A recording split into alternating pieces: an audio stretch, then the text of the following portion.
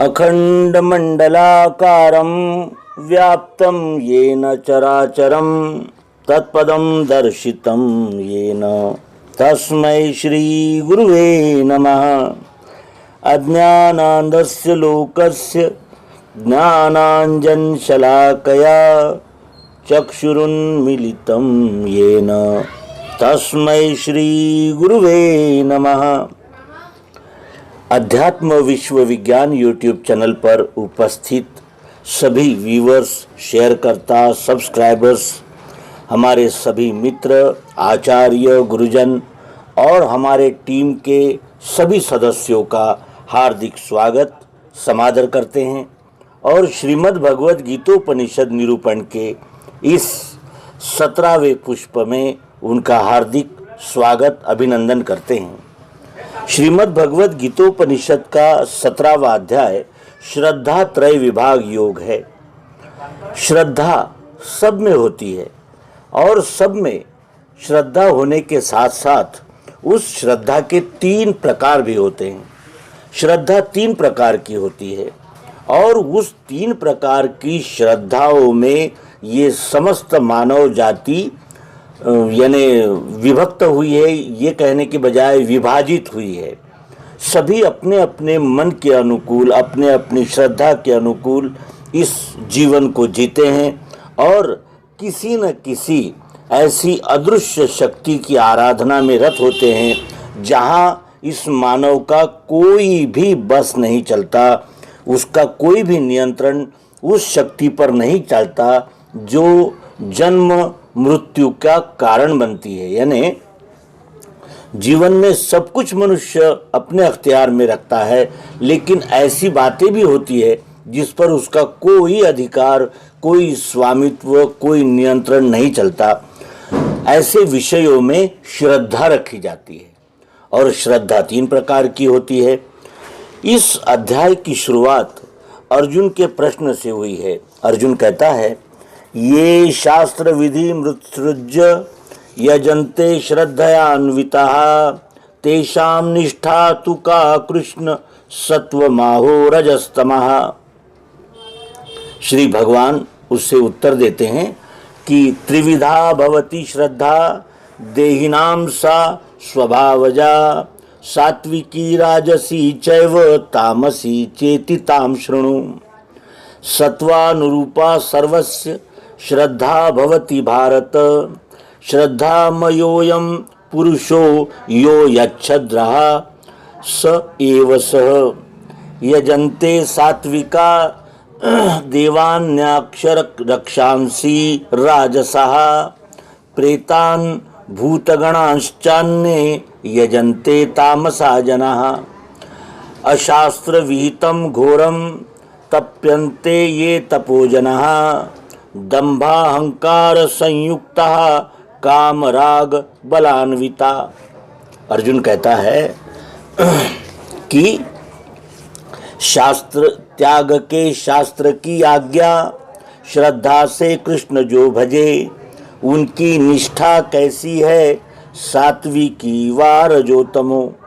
अर्जुन पूछता है कि शास्त्र की आज्ञा को नहीं मानते, अर्थात वर्ण कर्म के द्वारा इस विश्वरूप परमात्मा की अनन्य भाव से सेवा में जो नहीं लगे हैं, जो वर्ण कर्म को तो करना ही पड़ता है और करते भी है, लेकिन उसमें वो यही विश्वरूप परमात्मा है ऐसा न जानते हुए सेवा करते हैं, जो कि फलाशा और कर्तृत्वाभिमान सहित होती है। तो ऐसे जो शास्त्र की आज्ञा को त्याग कर श्रद्धा रखते हुए जो सेवा करते हैं, उनकी कैसी निष्ठा होती है, सात्विकी, राजसी या तामसी, ये उसका प्रश्न है। अब जब उसने शास्त्र की आज्ञा को ही त्याग दिया है और श्रद्धा से तो भजन पूजन यानी जो भी उपासना या सेवा में लगा हुआ है वो तो लगा ही हुआ है, लेकिन सात्विकी, राजसी और तामसी इन तीनों श्रद्धाओं की दिशाएं अलग है, उनका स्वरूप अलग है। वो क्या है? तो सात्विकी श्रद्धा कैसे होती है? वो सात्विकी श्रद्धा होती है जो सत्य है उसी को आधार मानकर वो सेवा में रत होता है। राजसी श्रद्धा होती है कामनाओं के लिए फलेच्छा रखकर और कर्तृत्वाभिमान धारण करके, और तमोगुणी श्रद्धा होती है जैसा मन कहता है। कहते हैं कि एक चित्र में ही परमात्मा है, एक किसी प्रतिमा में ही परमात्मा है, कहीं कोई पत्थर रख दिया उसी में परमात्मा है, ऐसा मानकर उसके आगे कुछ लोग बलि भी दे देते हैं। यानी वो तामसिक श्रद्धा ऐसी होती है, वो तमोगुण प्रधान होती है। मन माने ढंग से, मन माने आचरण के द्वारा और मन माने मनक कल्पित तरंगों से जो निर्माण होती है वो श्रद्धा तामसी होती है। और इस प्रकार भगवान से जब अर्जुन ने पूछा तो उसका अर्थ ये था कि जैसे अनेक प्रकार के जो उपासना, तीर्थ, व्रत, अनेक प्रकार के जो कार्यकलाप करते हैं उसी को लोग उपासना कहते हैं, ईश्वर की भक्ति कर रहे हैं ऐसा मानते हैं। और इस प्रकार का तो अर्जुन का भी अभ्यास था। फिर ये पूछने का क्या कारण था कि शास्त्र की आज्ञा जो छोड़कर श्रद्धा से विश्वरूप परमात्मा की सेवा में लगे हुए हैं उनकी निष्ठा कैसी है, सात्विकी, राजसी व तमो। क्योंकि अब वो जानने लगा था अर्जुन कि ये विश्व ही परमात्मा है। श्रीमद् भगवद गीतोपनिषद के 11वें अध्याय विश्वरूप दर्शन योग में भगवान श्री कृष्ण जी ने उसे प्रयोग के द्वारा ये सिद्ध करके बताया था कि ये विश्व ही परमात्मा है और इसकी अनन्य भाव से फलेच्छा रहित और कर्तृत्वाभिमान रहित सेवा करना ही भक्ति है।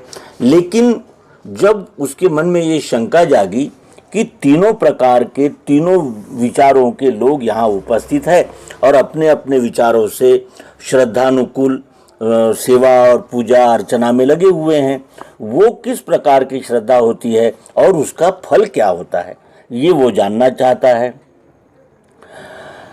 चातुर्वर्ण्य में जब हम विश्वरूप परमात्मा के अनन्य भाव से सेवा में लग जाते हैं तो फिर वहाँ देव, यक्ष और गत विभूतियाँ, इनके पूजन की कल्पना ही नहीं रहती, क्योंकि अव्यय ईश्वरी तत्व के पूजन करने की स्वाभाविक वृत्ति रहती है। और इसीलिए यहाँ भगवान श्री कृष्ण जी उसे इस तीनों श्रद्धाओं का खुलासा करते हुए कहते हैं कि मनुष्यों में स्वयं सिद्ध श्रद्धा है 3 रीति की, सात्विकी, राजसी, वैसे तामसी, अब वो सुनो। भगवान श्री कृष्ण जी उत्तर देते हैं कि मानव मात्र में जन्मतः ही 3 प्रकार की अर्थात सतोगुणी, रजोगुणी और तमोगुणी श्रद्धा रहती है। और जैसी श्रद्धा रहती है उस श्रद्धा के द्वारा होने वाले कर्म में उसका स्वरूप कैसे दिखता है, अब उसे श्रवण करो। श्रद्धा सबों में होती है कर्मानुकूल भारत, श्रद्धा का रूप है देही, जैसी श्रद्धा वही बने। हे भारत, ये श्रद्धा सब में होती है, ऐसा विश्व में कोई नहीं होता जिसमें श्रद्धा न हो। जो नास्तिक पंथ और मत का प्रतिपादन करते हैं उनकी भी अपने अपने मतों पंथों में इतनी श्रद्धा होती है कि उनके विरुद्ध कोई भी बात आते ही वो चौंक पड़ते हैं और उसका प्रतिवाद करने लगते हैं। इसका अर्थ यह है कि नास्तिकों में भी अपने अपने विचारों के प्रति श्रद्धा होती ही है और श्रद्धा कर्मानुकूल होते हैं। श्रद्धा कर्मानुकूल होती है का कारण यह है कि जैसे जैसी हमारी भावना होती है वैसे वैसे हमारी बुद्धि उस दिशा में दौड़ती है और वासना का रूप ही ये जीव है और जीव वासना रखकर जीता है। तो जैसे जैसे उसकी वासना होती है वैसे वैसे उसके कर्म होते हैं और जैसी श्रद्धा होती है उसी से अनुरूप बुद्धि भी बनती चली जाती है और संगात संजायते कामः, और इसके अनुसार जीव भाव दृढ़ होता हुआ फिर धीरे धीरे वो उसी भाव से जीव कर्म करने लगता है। अब यहाँ ये देखा जाए कि श्रद्धा सबों में होती है कर्मानुकूल भारत, श्रद्धा का रूप है देही, जैसी श्रद्धा वही बने। जैसी जिसकी श्रद्धा होती है वो वैसा ही बनता है। किसी की श्रद्धा सात्विक की रही तो वो सत्वगुण प्रधान सेवा में लग जाता है, राजसी रही तो वो राजसी, और तामसी रही तो वो तमोगुण प्रधान श्रद्धा रखकर कार्य करता है। और उनमें क्या अंतर है, इन तीनों गुणों की तीन प्रकार की श्रद्धाओं में और तीन प्रकार की श्रद्धा रखकर होने वाले कर्मों में क्या अंतर है, इसके विषय में भगवान कहते हैं कि तमोगुणी देव पूजे यक्ष राक्षस राजसी, अन्य वे भूत प्रेतों को तामसी पूजते फिरे। सात्विकी श्रद्धावान देवताओं का पूजन अर्थात राम, कृष्ण, गणेश, दुर्गा इत्यादि प्रकार के देवों का पूजन करते हैं, और जो राजसी होते हैं वो यक्ष राक्षस इनकी पूजा करते हैं। और ये सतोगुणी और रजोगुणी के अलावा जो तामसी विचारधारा के लोग होते हैं, तामसी श्रद्धावान होते हैं, वे भूत प्रेतों को पूजते हैं, अर्थात गत विभूतियों के चित्र रखकर या प्रतिमा बनाकर उनका पूजन करते हैं।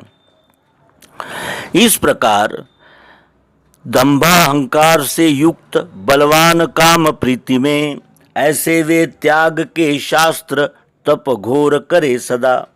दंभ और अहंकार के सहित जिनके पास अनेक प्रकार की कामनाओं में प्रीति होती है और वो शास्त्राज्ञा से रहित होते हैं, इसका अर्थ यह है कि ईश्वरीय चातुर्वर्ण कर्म में जिनका उल्लेख तक नहीं, वे धुनी तापना, दीर्घकाल तक खड़े रहना, मौन धारण करना, उपवास करना, तप्त मुद्रा लगाना, पंचाग्नि तापना इत्यादि प्रकार के घोर कर्म रूपी तप कामना पूर्ति के लिए करते हैं। जैसे इसका उदाहरण देखें तो हिरण्यकश्यप, राजा रावण इत्यादि के घोर तप का वर्णन हमें पुराणों में प्राप्त होता है। और उनका तप कैसा होता है?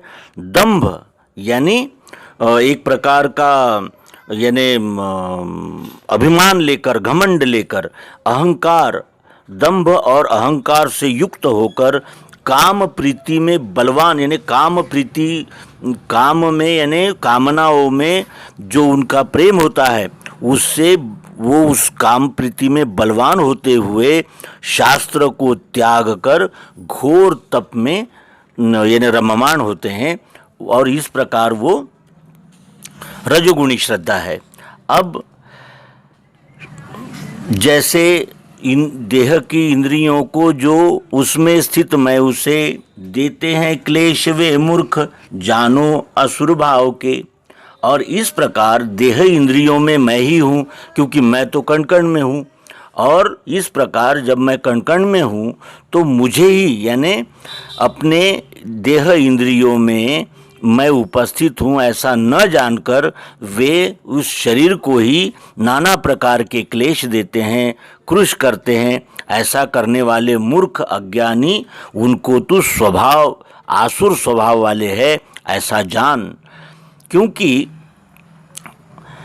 देह की इंद्रियों में मैं ही हूँ, क्योंकि जैसे हमने विश्वरूप दर्शन के प्रयोग में देखा कि आँखों में अग्नि तत्व है, कान में आकाश तत्व है, जीभ में जल तत्व है, त्वचा में वायु तत्व है, और नाक में पृथ्वी तत्व ने वास्तव्य किया है।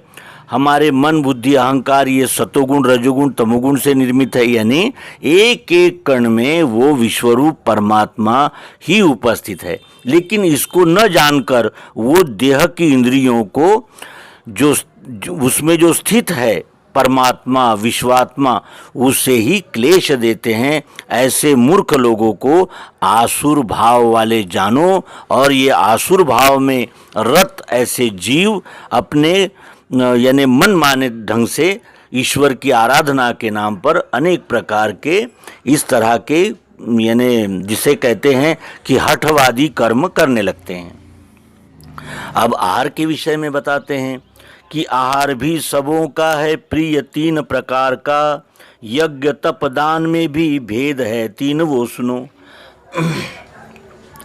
आहार भी तीन प्रकार का है और वो तीन प्रकार के लोगों को प्रिय है। जैसे सात्विक लोगों को सात्विक आहार, राजसी लोगों को राजसी आहार और तामसी लोगों को तामसी आहार प्रिय होता है। और इसी तरह यज्ञ यानी सात्विक यज्ञ, राजसी यज्ञ, तामसी यज्ञ, तप, सात्विक तप, राजसी तप, तामसी तप और दान, सात्विक दान, राजसी दान और तामसी दान, इस प्रकार तीन तीन भेद हो जाते हैं। अब वो आपको सुनाता हूं। आयु, उत्साह, आरोग्य बढ़ावे बल प्रीति जो, रसयुक्त स्थिर स्निग्ध पुष्टान्न प्रिय सत्व को। आयु, उत्साह, आरोग्य, आयु, उत्साह, आरोग्य बढ़ावे बल प्रीति जो। अब इसमें ये शंका निर्माण होती है, क्या सात्विक आहार करने से आयु बढ़ जाती है? तो ऐसा नहीं हो सकता, क्योंकि प्रत्येक का प्रारब्ध और जिसे कहते हैं कि देह की मर्यादा निश्चित होती है, उस मर्यादा तक ही ये जीव शरीर को धारण कर सकता है। तो यहाँ इसका अर्थ ये है कि जो रसयुक्त स्थिर स्निग्ध और शरीर को पुष्ट करने वाला अन्न सत्वगुणी लोगों को प्रिय होता है, और जो इस प्रकार का रसयुक्त स्थिर स्निग्ध पुष्टान्न सेवन करते हैं वो आयु भर यानी अपने पूर्ण जीवन भर निरोग रहते हैं, उनका जीवन उत्साह युक्त रहता है, उनको सतत आरोग्य की प्राप्ति मिलती रहती है और उनमें बल प्रीति बढ़ती रहती है, क्योंकि जब वो बल बढ़ाने वाला अच्छा आहार सेवन करते हैं तो फिर उनमें बल भी बढ़ जाता है। इस प्रकार अब इसका भी थोड़ा विश्लेषण हम देख लें कि ये किस प्रकार के आहार होते हैं।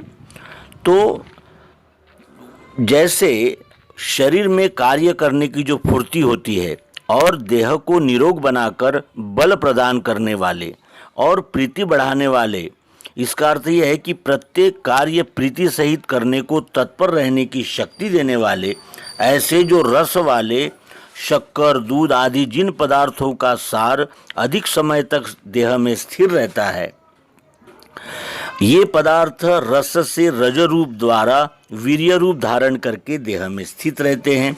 और स्निग्ध उन पदार्थों को कहते हैं जो देह में शीतलता पहुंचाते हैं, जैसे सेब है, संतरा है, घी है, दूध है, मक्खन है। इस प्रकार पुष्टि करने वाले जो पदार्थ है वो ताकत कायम रखते हैं, जैसे घी, मक्खन वगैरह वगैरह। और ऐसे आहार का सतोगुण प्रधान क्षेत्र में प्रियत्व रहता है, यानी सतोगुण प्रधान जो जीवात्मा होते हैं, शरीरधारी होते हैं, उनमें ये इन पदार्थों का प्रियत्व रहता है। अब ये प्रश्न आता है कि क्या आहार को जैसा आहार लेंगे, जैसा सेवे अन्न वैसा होता है मन, ये कहावत प्रसिद्ध है। तो क्या आहार की वजह से हमारा स्वभाव बदल जाता है, ऐसा होता है क्या? तो इसके विषय में थोड़ा और गहराई से सोचने पर हमारे ध्यान में आता है कि आहार में 3 गुण, 3 भेद यहाँ बतलाए गए हैं।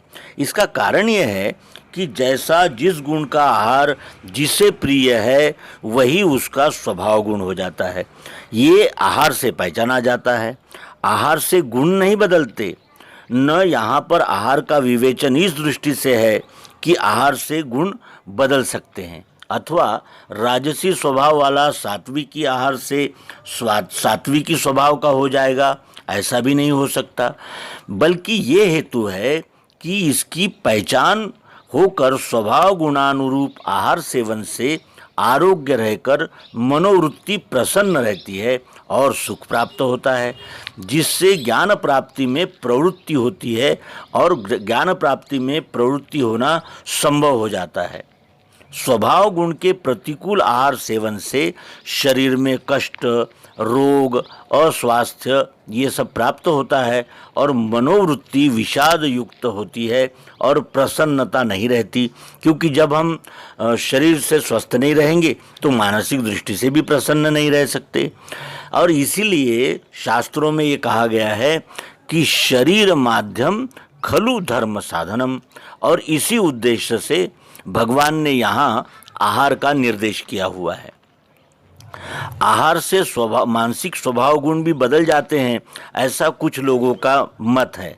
इसी से किन्हीं संप्रदायों में आहार के विषय में कितने प्रकार की कल्पनाएं बनी हुई है, लेकिन आहार से गुण नहीं बदलते और इसके लिए कुछ तर्क यहाँ देना उचित होगा। जैसे यदि आहार से सचमुच ही स्वभाव गुण बदलते होते तो एक ही कुटुंब में, एक ही परिवार में एक जैसा ही आहार सेवन किया जाता है, फिर भी उस कुटुंब के, परिवार के सभी लोगों का स्वभाव एक जैसा नहीं होता। ये हमारा प्रत्यक्ष यानी अनुभव है। और स्वभाव गुण का अर्थ मनोभूमिका से होता है। तो इसका अर्थ यह है कि जब पिता, पुत्र, नाती, पत्नी, बेटे ये सब एक ही प्रकार का आहार खाते हैं, तब भी इनके मनोभूमिका में वैचित्र नजर आता है। उसमें कुछ सात्विक, राजसी और तामसी भी दिखते हैं। तो इसका अर्थ यही है कि आहार से स्वभाव गुण नहीं बदलता और स्वभाव गुण कर्म से बनता है। जैसे कर्म होंगे वैसा ही गुण उजागर होगा और जैसा गुण रहेगा वैसा ही स्वभाव बनेगा। दूसरा तर्क ये भी देखा जाए कि यदि स्वभाव कर्म से ही स्वभाव गुण बदलता है, आहार से नहीं, ये हमारा अनुभव है। और स्थूल से सूक्ष्म बदल जाए ऐसा नियम नहीं, क्योंकि जो जिससे बनता है उसी से बदल भी सकता है। इसलिए शरीर कर्म से प्राप्त होता है और अन्न से बनकर सुरक्षित रहता है। अन्न से शरीर प्राप्त नहीं होता, इसलिए उससे गुण भी नहीं बदलते। यहाँ पर कर्म शब्द खान पान आदि क्रिया का वाचक नहीं है, बल्कि गुण कर्म अर्थात चातुर्वर्ण कर्म का वाचक है।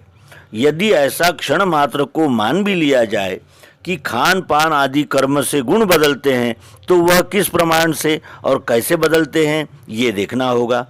यदि रजोगुण वृत्ति वाले स्वभाव से अधिक सतोगुणी आहार का सेवन करे तो वो नाड़ी में कफ आदि की वृद्धि हो जाएगी, जिससे शरीर में आलस्य, जुकाम इत्यादि होना संभव है। और जब उस आहार का असर नाड़ी से दूर होगा तभी देह स्वस्थ हो सकेगा। उस दशा में नाड़ी भी पूर्ववत रहेगी। लेकिन रजोगुणी स्वभाव में मिर्च खाने का जो प्रियत्व है वो दूर नहीं होगा, न वह चंचल वृत्ति भी स्थिर होगी। ऐसा प्रत्यक्ष का अनुभव है। और आहार से नाड़ी में कुछ काल की दोष रूप स्थूल परिवर्तन होता है, स्वभाव गुण में नहीं। यदि स्वभाव गुण में परिवर्तन हो जाता होता तो अन्न से सभी प्राणी मोक्ष भी प्राप्त कर लेते। इस तरह का सर्वशास्त्र विरोधी अपवाद रूप सिद्धांत कोई भी सामंजस्य पुरुष नहीं संपादन कर सकता। इसके अंतर ये भी तर्क देखा जाए कि अन्न जो है वो पंचतत्वात्मक है और गुण पंचतत्वातीत है, अर्थात पंचतत्व के साक्षी है। इसलिए पंचतत्वों के व्यापार लोह चुंबकवत क्रिया से चलते हैं और गुण साक्षी अर्थात दृष्टा उन्हें चालना देने वाला रहता है। इसलिए स्थूल पंचतत्वात्मक अन्न का सूक्ष्म पंचतत्वातीत गुणों पर परिणाम नहीं होता और इसीलिए उससे गुण का बदल जाना भी संभव नहीं है, ऐसा स्पष्ट है। और यही सर्वांग योग के 5वें अध्याय के 5वें श्लोक में भगवान श्री मायानंद जी चैतन्य ने प्रतिपादित किया है। अन्न पंचतत्वात्मक है तो गुण पंचतत्वातीत है। इसका अर्थ यह है कि पंचतत्व के साक्षी है और इसीलिए पंचतत्वों के व्यापार लोह चुंबकवत क्रिया से चलते हैं। जैसे पंचतत्व के व्यापार जो है वो यानी स्थूल है, तो पंचतत्वातीत जो स्वभाव गुण है, जैसे 3 गुण हैं, सत्वगुण, रजोगुण, तमोगुण, वो पंचतत्व के पार है, यानी पंचतत्व को दिशा देने वाले हैं। क्रियाशील रहने से वो गुण साक्षी स्वरूप होते हैं, यानी दृष्टा होते हैं, यानी इन पंचतत्वों को चालना देने वाले होते हैं। और इसीलिए स्थूल पंचतत्वात्मक अन्न का सूक्ष्म पंचतत्वातीत गुणों पर परिणाम नहीं होता और इसीलिए उससे गुणों का बदल जाना भी संभव नहीं हो सकता। फिर एक चौथा तर्क ये भी देखा जाए कि एक ही माता का दूध पीकर भी दो बालक भिन्न भिन्न स्वभाव वाले क्यों होते हैं और नाड़ी क्यों नहीं बदल सकती। इस प्रश्न का यदि समाधान पूरक उत्तर अगर खोजें तो इसका अर्थ यह है कि पूर्व देह के जो संस्कार होते हैं वो ही संस्कार बीज होते हैं जिससे हमारा इस जन्म में इस शरीर में स्वभाव बनता है। यानी हम जो संस्कार लेकर आते हैं उसी से स्वभाव बनता है। यहाँ कुछ भी नया निर्मित नहीं होता, न स्वभाव होता है और न उसका कर्म होता है, क्योंकि स्वभाव से ही कर्म बनते हैं।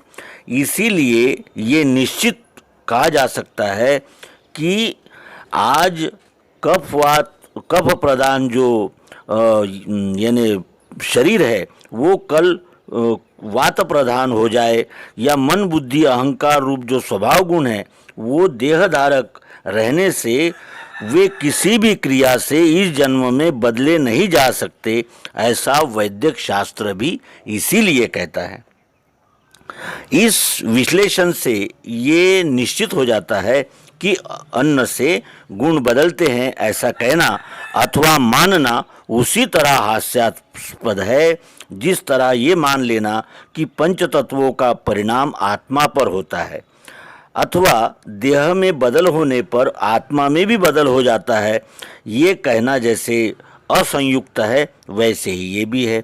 गुण बदलने के लिए कर्म उपासना आदि कारण सहायक होते हैं, लेकिन उपरयुक्त कारणों के साथ अन्न मिश्रण रूप से दिखाई देता है। इसलिए किसी का गुण परिवर्तन दिख जाए तो वह अन्न द्वारा हुआ यह भ्रम हो जाता है और वास्तव में उस परिवर्तन का संबंध अन्य कर्मादि कारणों से रहता है। जैसे कौवे के साथ कोयल के बच्चे पलें किंतु कोयल के ही रहते हैं, कौवे के नहीं हो जाते, उसी प्रकार अन्न से स्वभाव नहीं बदलता, केवल अन्न से उस स्वभाव के व्यक्ति को आरोग्यता प्रसन्नता प्राप्त होती है। अब हमने सतोगुणी स्वभाव के व्यक्ति को क्या क्या आहार प्रिय है ये देखा। अब देखें रजोगुणी को क्या प्रिय होता है। अति खट्टा खारा उष्ण तीखा रूखा विदाहक दुख शोक रोग करता कटु चाहे रजोगुणी। अति खट्टा अति खारा अर्थात चटपटा, अति गरम अति तीखा और रूखा यानी खुश्क, विशेष रूप से दाह जलन करने वाला यानी एसिडिटी बढ़ाने वाला, रक्त को जलाने वाला, रोग उत्पन्न करने वाला और शरीर रुग्णता से हर समय दुख और शोक प्रकट करने वाला भोजन का जो पदार्थ होता है वो रजोगुणी क्षेत्र को यानी रजोगुणी व्यक्ति को प्रिय होता है। अति खट्टा खारा उष्ण तीखा रूखा विदाहक दुख शोक रोग करता कटु चाहे रजोगुणी। और तमोगुणी व्यक्तियों का आहार कैसे होता है, इस विषय में भगवान श्री कृष्ण जी कहते हैं कि बीता याम गया स्वाद बासा दुर्गंध से भरा झूठा अभक्ष ये प्यारा तामसों का आहार है। जिसे बने हुए 24 घंटे से अधिक हो गए हैं, जो स्वादहीन हो गया हो और बासी दुर्गंध युक्त किसी का भी झूठा, या जैसे किन्हीं संप्रदायों में गुरु की झूठन खाने का नियम होता है, ये तामसी आहार है ऐसा जानना चाहिए। और जो अभक्ष यानी न खाने योग्य जैसे शराब मांस इस प्रकार का जो आहार होता है वो भी तमोगुणी क्षेत्र को प्रिय रहता है, अर्थात तमोगुणी व्यक्ति उसका आहार बड़े प्रेम से करता है। इस प्रकार यहाँ भगवान श्री कृष्ण जी ने 3 प्रकार के गुणों को धारण करने वाले 3 प्रकार के स्वभाव का प्रिय आहार बतलाया और इसके अनंतर 3 प्रकार के यज्ञ तप दान इसके विषय में भगवान श्री कृष्ण जी अर्जुन को मार्गदर्शन करेंगे, जो हम आगामी अंक में प्रस्तुत करेंगे। मित्रों, ये एक प्रकार से श्रीमद् भगवद गीता में श्रद्धा त्रय विभाग योग, ये हमारी श्रद्धा सात्विकी है, राजसी है या तामसी है, ये जांचने के लिए अत्यंत उपयुक्त ऐसा ये 17वां अध्याय श्रद्धा त्रय विभाग योग है। और इस दर्पण में हम अपनी श्रद्धा को भी तोल सकते हैं कि हमारी श्रद्धा किस प्रकार की है, सात्विक है, राजस है या तामस है। और इस मार्गदर्शन का हम अपने जीवन में अनुभव लें, देखें, समझें, जानें और ये निश्चित करें कि हमारी श्रद्धा किस प्रकार की है। और साथ ही ये भी अवश्य ध्यान में रखना चाहिए कि सात्विक से कल्याण होता है, यानी सत्वगुणी श्रद्धा ही यानी मोक्ष का मार्ग प्रशस्त करती है। और ये सतोगुणी श्रद्धा हमें इस दर्पण में देखते हुए क्या है, कैसे प्राप्त करनी चाहिए, जिससे हमारे स्वभाव में आमूलाचूल परिवर्तन हो और हम भी सतोगुणी स्वभाव धारण करके इस महान लोकोत्तर और जिसे ये कहा जाए कि हमारे जीवन को सार्थक करने वाले ज्ञान को हम धारण करें और इसके अनुसार ही अपने जीवन को ढालें, बनाएं, जिससे हम मोक्ष के भागी बन सके। यहाँ इस अंक के अंत में हम अपने प्रिय पाठकों से पुनः प्रार्थना करते हैं कि वे इन एपिसोड्स का अधिक से अधिक इन एपिसोड्स का चिंतन मनन करें, शेयर करें और इस अध्याय पर अपने मित्रों से चर्चा करें और इस श्री कृष्ण अर्जुन संवाद रूप अमृत का अवश्य ही जीवन में उपयोग करें। धन्यवाद। नर्मदे हर। सद्गुरु भगवान की जय। विश्वरूप परमात्मा की जय। ओम शांति शांति शांति।